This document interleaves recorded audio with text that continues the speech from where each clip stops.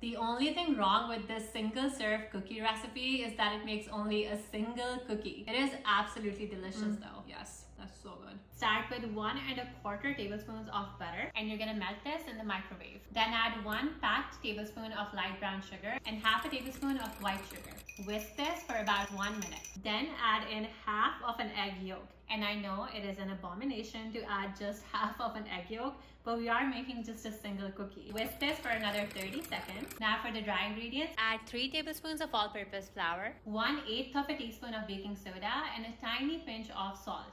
Very gently fold the dry ingredients into the wet. Lastly, we're going to chop up 1 ounce of dark chocolate, add it to the cookie batter, and gently fold it in. Now, please don't get mad at me, but we're going to put this in the freezer for about 10 minutes. Roughly shape this into a little ball. Place some more chocolate on top, and it's time to bake. And now we dive in.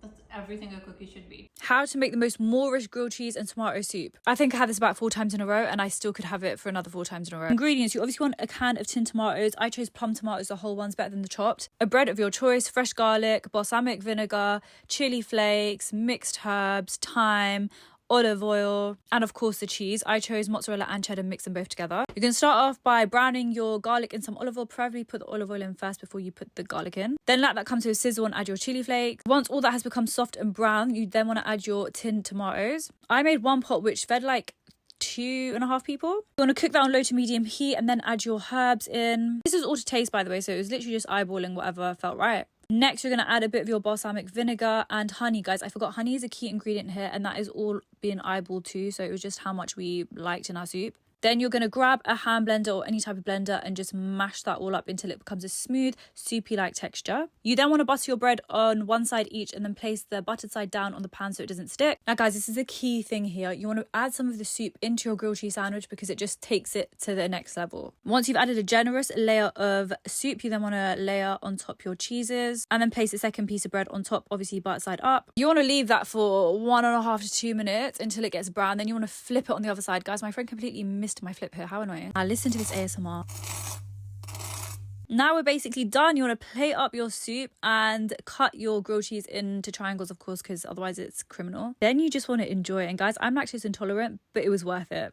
People say that they don't like dumplings. My immediate response is, it's because you haven't had a good one. There's just no way that if you've had a perfectly steamed dumpling with a juicy filling, dipped in an umami packed sauce, that it's not going to become your favorite dish. So welcome to Ramadan Cravings, where I'll be sharing 30 recipes for every day of fasting, and today I'm craving chicken gyozas. These are so easy to make. They use minimal ingredients, and I like to make my own dumpling dough, but you can use the store-bought dumpling wrappers to make it so much quicker. For your dough, all you need to do is combine flour and water, knead it until it becomes soft, let it rest for about 20 to 30 minutes, then roll it out until it's thin and use a cookie cutter to get little perfect rounds. Filling is super simple. It's just chicken, ginger garlic, some coriander, spring onion, some regular onion, and then your seasonings, which is soy sauce, salt, black pepper. Shape your dumplings, and then if you're freezing, flash freeze them on a tray and then pop them into little Ziploc bags. These are perfect for chucking into ramen or just whenever you need a quick snack. To cook them, you can boil them, pan fry them, steam them, whichever you prefer. Serve with your homemade dipping sauce, and the full recipe is in the caption. Croissants have been all over our feed and so have cinnamon rolls, so guess what? We decided to combine the two. Welcome to episode 6 of our new series called What's for Iftar, where we show you recipes to make for your friends and family this Ramadan. In this episode, we'll be showing you how to make our almond croissant cinnamon rolls. We literally had to double the recipe because we knew that if our house were having fights over the amount of buns made, then you definitely would too. The bun itself is simply an adjustment of our single serve version. Then for our filling, we made a frangipane, which is typically what fills an almond croissant. To increase the depth and flavor, we added some cinnamon, which was such a hit. Roll out your dough and cut the buns into equal sizes and then allow it to proof. The best part is that you only need to leave the buns to rise once. To pair nicely with our frangipane filled buns, we made this lemony cream cheese icing. We'd recommend using some high quality vanilla here because it just boosts the overall flavor of the cream cheese icing. While your buns are still nice and warm, slather them generously with this icing. Garnish with some fresh lemon zest on top and some toasted almond flakes. If you're anything like me and find traditional cinnamon rolls a tad too sweet, then you're going to love this recipe. The balance in flavors made these buns just perfect, and I felt like I was eating something straight out of a bakery.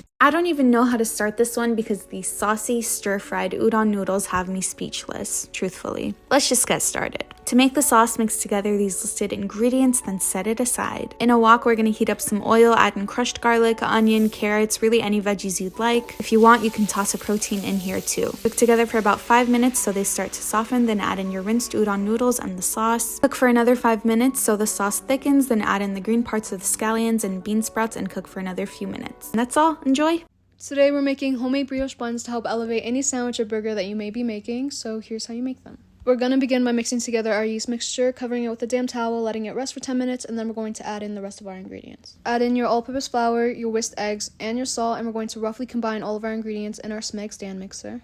Once your ingredients are roughly combined, we're going to add in a whole stick of room temperature butter, unsalted, a little bit at a time, so about a tablespoon at a time until it's all incorporated. And you're going to continue to knead your dough for about 10 to 15 minutes until your dough is nice and smooth, and I highly recommend a Smeg stand mixer for this because kneading brioche by hand is not a great experience, and you can also multitask while your dough is kneading, which is great and it saves a lot of time. You want to cover your dough with a damp towel and let it rest in a warm place for 1 hour, and then after an hour, we're going to separate it into about 12 dough balls. Now cover your 12 dough balls with a damp towel and let them rest for another 30 minutes, and then after that, we're going to brush them with egg wash and bake at 350 for about 30 to 40 minutes. It really just depends on your oven. You can serve the buns, of course, however you'd like. I have a recipe for the burgers in my last video, and you're done. This is Ramadan Recipes, where I'll be cooking 30 recipes for 30 days of fasting, and today we're making hot honey chicken bites.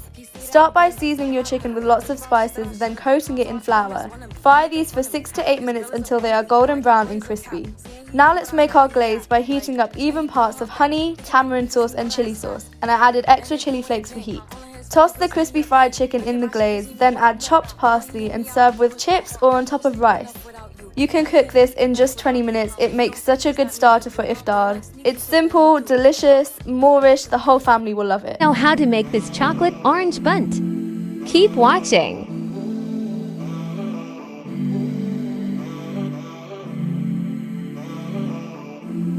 Screenshot: 2 cups plain flour, 2 cups sugar, 1 cup cocoa powder, 1 TSP baking powder, 1 TSP salt, 2 TSP bicarb soda, 1 cup warm water, 2/3 cup buttermilk, 1/3 cup sour cream, 1/3 cup vegetable oil, 2 eggs, juice and zest of 1 orange.